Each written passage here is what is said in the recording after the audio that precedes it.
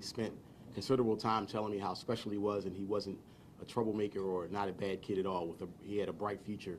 So that saddens me. Every time we lose someone like that, our community is weakened.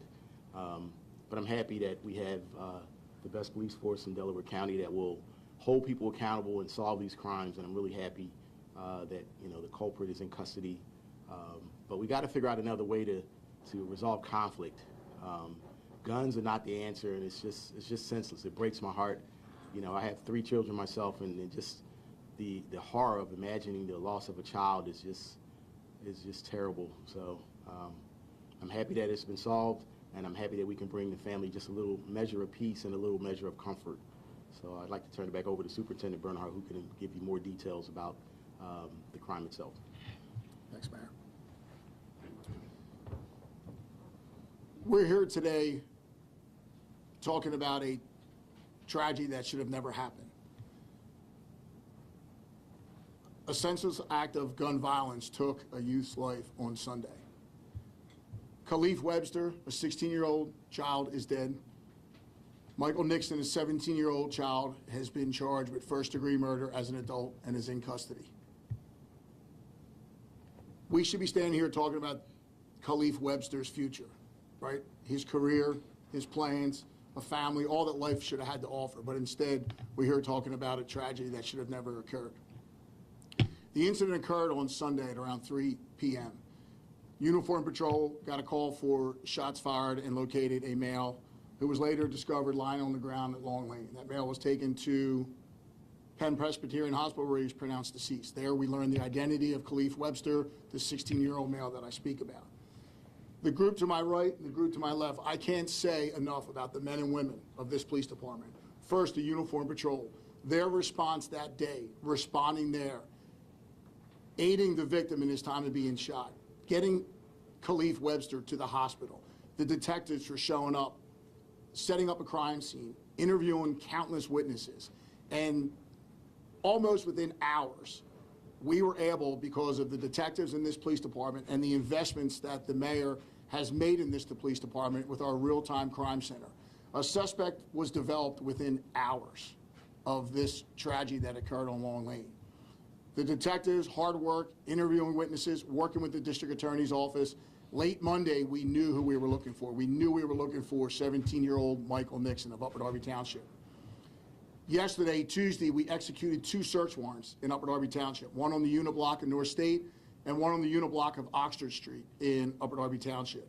As a result of those 2 search warrants, a lot of information came forward, and we were able to gather 2 other witnesses, family members, that were able to provide us a lot of information in detail as to where Michael Nixon was.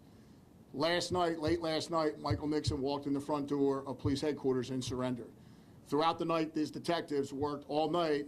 He was, with the help of the district attorney's office, like I said, he's been charged with first-degree murder, and he has been placed in a detention center, and he's being charged as an adult for the tragic death of Khalief Webster, the senseless act of gun violence, like the mayor said earlier. This community is devastated by the irresponsible actions of Michael Nixon. 2 families have been shattered. And Khalief Webster, like I said, will never get to enjoy life. Will never get to go to college, will never have a family, will never be able to do all the things that he should have been able to do if it wasn't for the cowardly act of Michael Nixon. That's what we have. That's the information, the events of Sunday. There are the comments. I don't know if anybody has any questions. They could be limited, like I said, because it's an ongoing investigation. Did Michael give a motive when he turned himself in?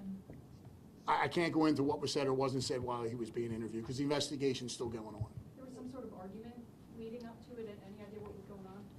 That information was gathered Sunday at the initial incident, the call, from interview from witnesses, that there was an argument between the 2 males. That is still being investigated. Did they know each other?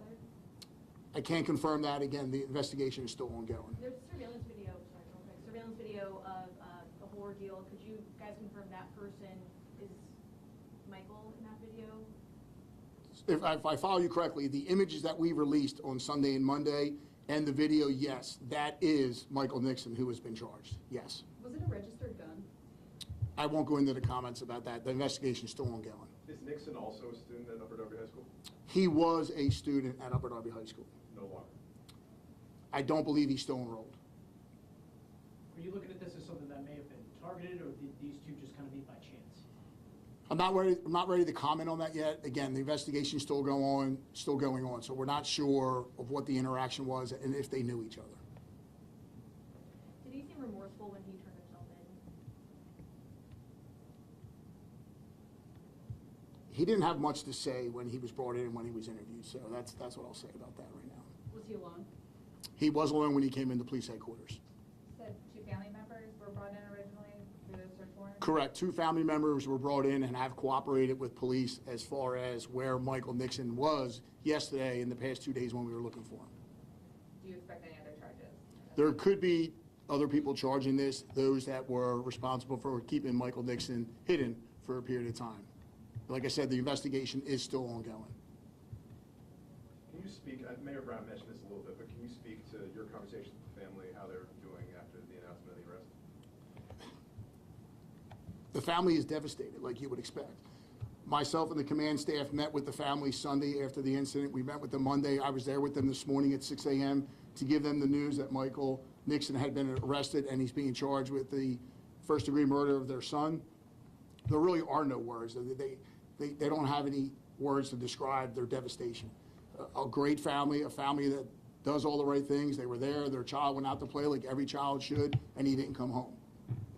This is the second student that has died in the district because of gun violence. Any comment to that? I won't comment that. I'll let the school district respond to that. The first incident was in the city of Philadelphia. Anybody else? You can't talk about the weapon, that wasn't a found, you know. Correct, Peter. I won't get into anything about the weapon at this point. Anyone else? No? All right. Thank you all. I appreciate you coming. Good? And actually, you know what, Michael, where are you at? Could you have everyone, some I have, is everyone signed up? If everyone could give us your email, name and email address, we will send you the photo and the affidavit of probable cause. All right? Is that everyone? Yeah. Oh, okay, I'm sorry. Oh, I didn't do it. No. You, I have.